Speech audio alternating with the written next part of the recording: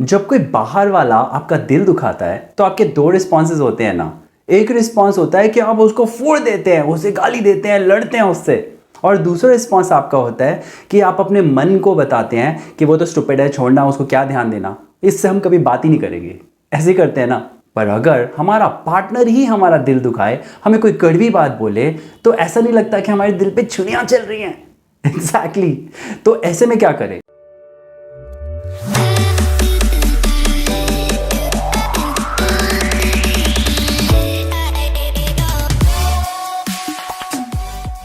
ऐसे में ऑब्वियस है हम क्या करेंगे, हमारे दो ही रिस्पॉन्स होंगे। या तो हम जवाब देंगे, लड़ेंगे, और अगर लड़ेंगे तो हम दुखी हो जाएंगे।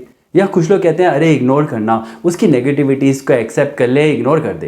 क्या सच में हम इग्नोर कर सकते हैं? बिल्कुल नहीं कर सकते। दोनों केसेस में हम ही दुखी होते हैं।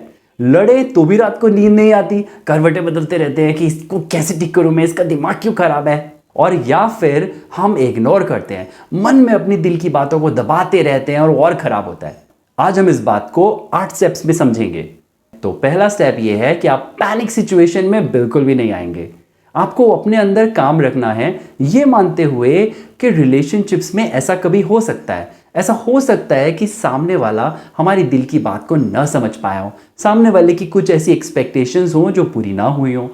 अगर उस मोमेंट में आप काम रहेंगे, तब आप सिचुएशन को अच्छे से संभाल पाएंगे। इसका मतलब ये नहीं है कि सामने वाला आप पर अटैक किए जा रहा है और आप पत्थर बन के खड़े रहें।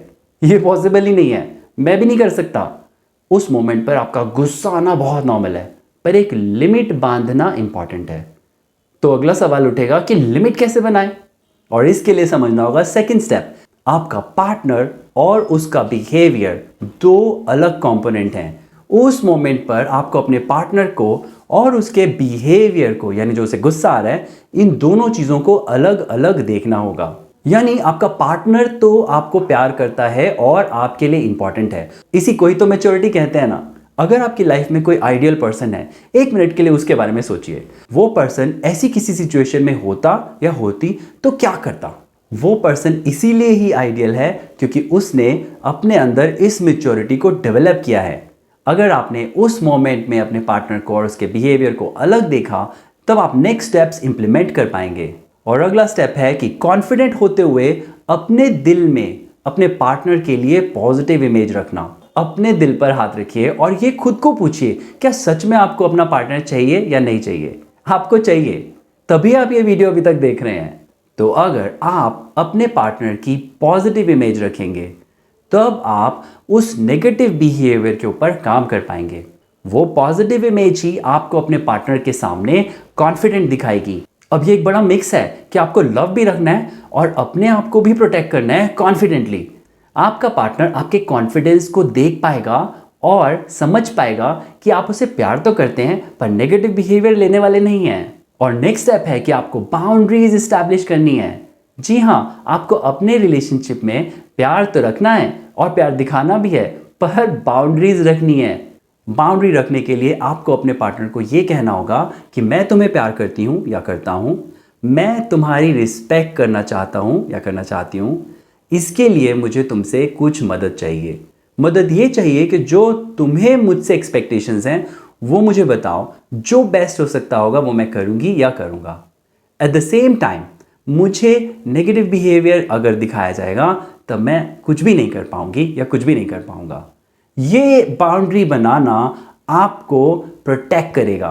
तो आपको प्यार भी रखना है और आपको अपने लिए बाउंड्री भी बनानी है। और अब आता है फिफ्थ स्टेप। आपको अपने पार्टनर को इनवाइट करना है कि मैं तुम्हारे साथ एक अच्छा रिलेशनशिप क्रिएट करना चाहता हूं और करना चाहती हूं।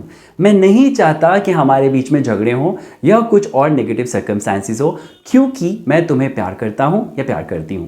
आपको फॉर्मली इनवाइट करना है अपने पार्टनर को कि आओ इस रिश्ते को ठीक करें।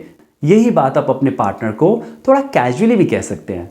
आप ये कह सकते हैं कि देखो ये बातें अच्छी नहीं है, इससे हमारे रिलेशनशिप में और प्रॉब्लम आती है, मुझे बताओ क्या ठीक करना है, मैं तुम्हारे साथ हूं, किस बात की चिंता है, जो बेस्ट होगा वो हम करेंगे, पर नेगेटिव बिहेवियर नहीं। इस बात को अगर आप थोड़ा कैजुअली कहें तो इसका ज्यादा इंपैक्ट होगा।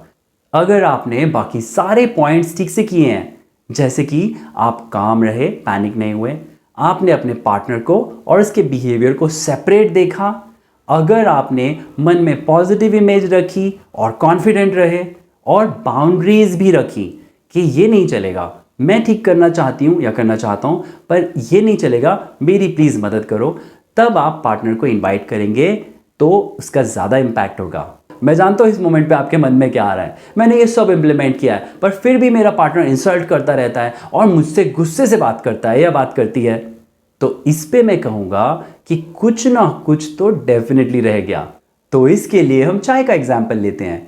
एक कप चाय जिस टेस्ट की आप पीते हैं या पसंद करते हैं, उसी टेस्ट को बनाने के लिए आपको पानी को उतना ही उबालना होगा, उसके अंदर चाय पत्ती उतनी ही क्वांटिटी की डालनी होगी, आपको उतना ही दूध डालना होगा जैसा हर बार डलता है, और उबालते हुए उस पर उतनी ही चीनी डलेगी।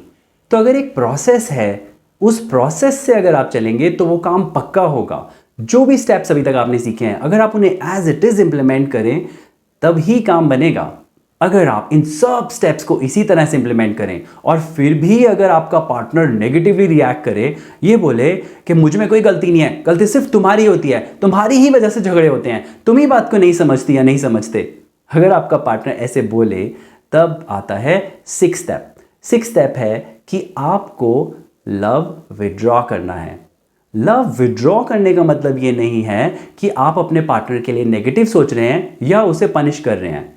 लव विड्रॉ करने का मतलब ये है कि आप उसके साथ वो सारे दिनचर्या, वो सारे के सारे जो चोर्स हैं वो साथ में करें, साथ में खाना खाएं, सब कुछ करें, बस थोड़ी सी बात कम करें, थोड़ा सा दिखाएं कि आप हल्का सा नाराज़ हैं।